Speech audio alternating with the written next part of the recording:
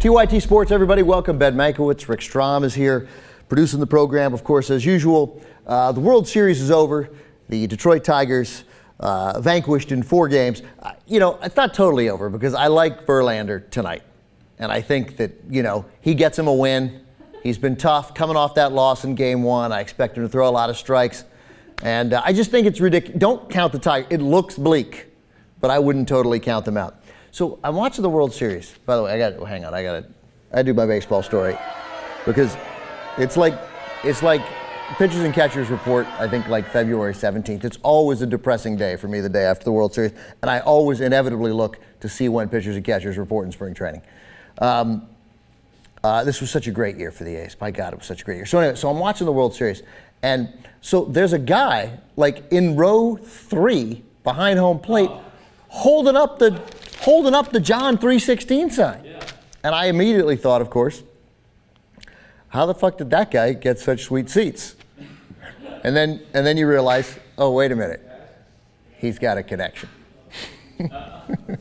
But like it's Game 4 of the World Series in Detroit. How did that happen there? It's not the Honda Classic. Did you see him prior to the 9th inning though? I felt like he snuck down. He may have in snuck the 8th down inning or 9th with his inning. big annoying giant John 3:16 sign. Yeah. I just don't see how that guy's like, I got great seats to the World Series, row 3, right behind home plate. Those tickets got to be $1,000. Just thinking that if you care that much about your biblical verse, I'd spend something else on the tickets. That's hypocritical because I wouldn't spend anything else on the tickets. I wouldn't give. I would spend, and I would go to the World Series. But it was surprising to see that guy there. You have like in golf though, you expected him to yell something with each pitch, like Sergio Romo deals, and you get "You the man."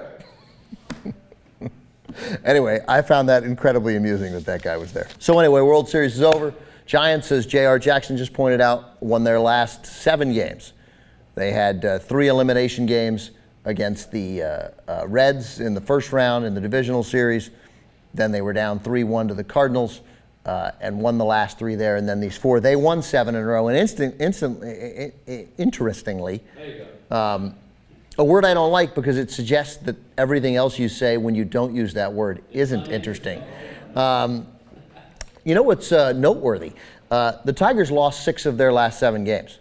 They lost those 2 to Oakland in Game 3 and 4. Then Verlander beat the A's in Game 5. Then they lost 4 to the Giants. So the Tigers finished the year incredibly poorly, dropping 6 out of 7. And the Giants win 7 in a row. And there was a great letter to the editor. The LA Times publishes sports letters to the editor on Saturdays.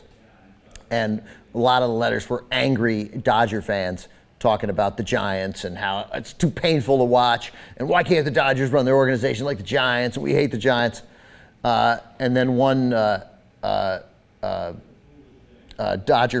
Giant fan wrote that it had been incredibly painful this 2-year World Series drought, which I thought was a nice little dig at Dodger fans.